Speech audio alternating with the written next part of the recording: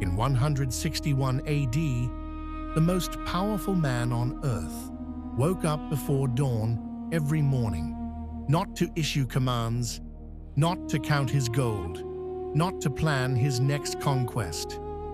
He sat alone, in silence, and wrote to himself. Not letters meant for the world, not laws, not speeches, just honest, private, sometimes painful notes, written by a man reminding himself every single morning how to be a better human being. He was Marcus Aurelius, Emperor of Rome, commander of 70 million people. And yet, he spent more time conquering himself than he ever spent conquering the world. This is the story of Stoicism, the ancient philosophy that taught people how to be unshakable in a world that never stops trying to break you. When Marcus Aurelius became emperor, the world was not at peace. A devastating plague was sweeping across the empire, killing thousands every week. Wars raged on the northern frontier. Corrupt senators plotted in the shadows, and his own co-emperor, his brother, was unreliable, reckless, and dying. Any one of these crises could have broken a lesser man. All of them together, simultaneously, would have destroyed most people entirely. But Marcus did not break. Not because he felt no pain, not because he was born without fear. His private journals, what we now call the Meditations, are filled with doubt, with frustration, with exhaustion, with the confessions of a man who struggled every single day to live up to his own values. You have power over your mind, not outside events, he wrote to himself. Realize this, and you will find strength. This was not a motivational quote for a poster. This was his survival strategy, and it came from a philosophy that had been quietly changing lives for 400 years before Marcus Aurelius was even born. The story of Stoicism begins not in a palace, not in a Senate chamber. It begins on a street corner in Athens around 300 BC with a man who had just lost everything. Zeno of Citium had been a successful merchant. He was sailing from Phoenicia to Athens when a storm destroyed his ship. His entire cargo, his livelihood, was gone. He washed ashore with nothing. Wandering into Athens, he found a bookshop. He picked up a scroll about Socrates, and his life changed direction completely. Zeno began studying philosophy, then teaching it. He taught in a public hall with a painted porch, called the Stoa Poikile in Greek. His followers became known as Stoics, and his central idea was almost dangerously simple.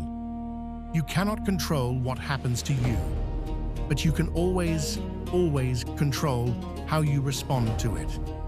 This single idea, from a shipwrecked merchant standing in an Athenian bookshop, would travel across 400 years to reach a dying slave in Rome, a wealthy senator under a mad emperor, and finally, an emperor himself. And eventually, it would reach you, watching this, centuries later. Stoicism produced three great teachers whose ideas still feel written for today. The first, Epictetus. He was a slave, not metaphorically, literally owned by another man. His master once twisted his leg to demonstrate his power over him. Epictetus looked at him calmly and said, "You are going to break it." The leg broke. Epictetus did not flinch. He simply said, "Did I not tell you so?" He later became one of the most celebrated philosophers of the ancient world. His teaching was this: there are two categories of things in life. Things inside your control, your thoughts, your choices, your values, your response. And things outside your control, everything else. Most human suffering, he said, comes from trying to control what was never yours to control. The second, Seneca, advisor to Emperor Nero, one of the wealthiest men in Rome. A man who knew that power and riches bring their own kind of suffering. "It is not the man who has too little who is poor," he wrote, "but the man who always craves more." He spent his evenings writing letters, now called letters from a Stoic, that read as if written yesterday, for you, specifically. His practice was unusual.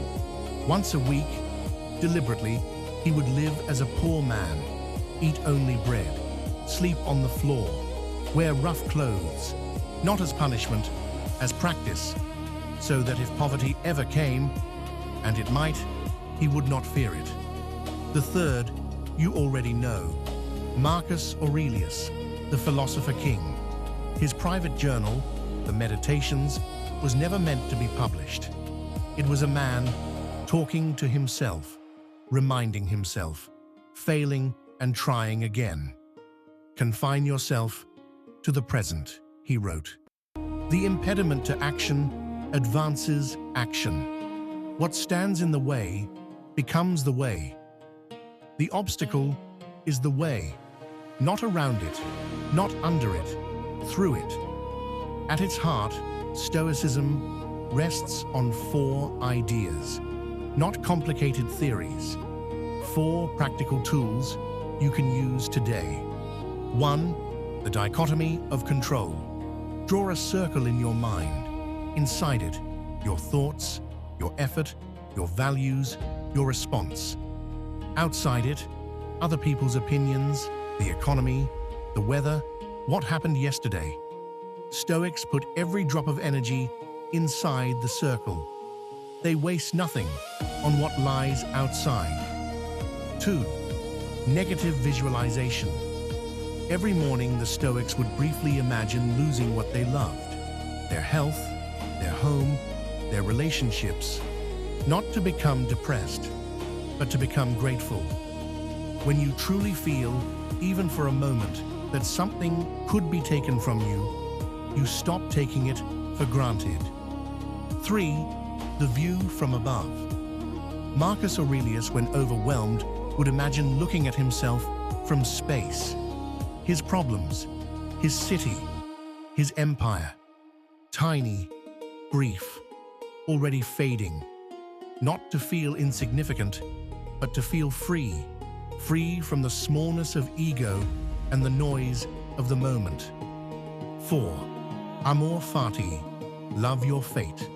Not just accepting what happens to you, not merely tolerating it, loving it.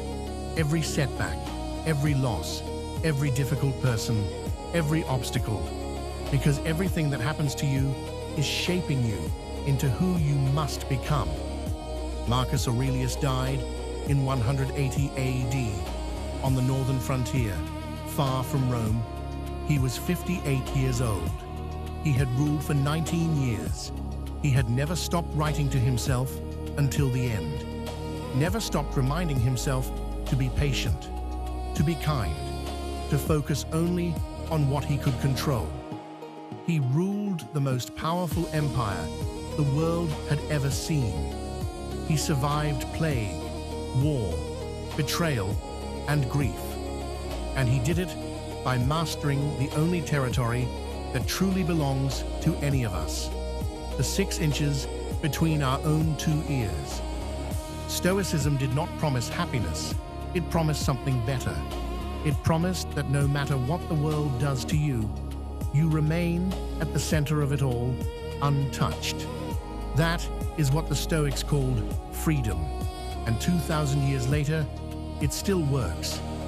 If this made you think or rethink something you thought you already knew, subscribe to the Examined Lives.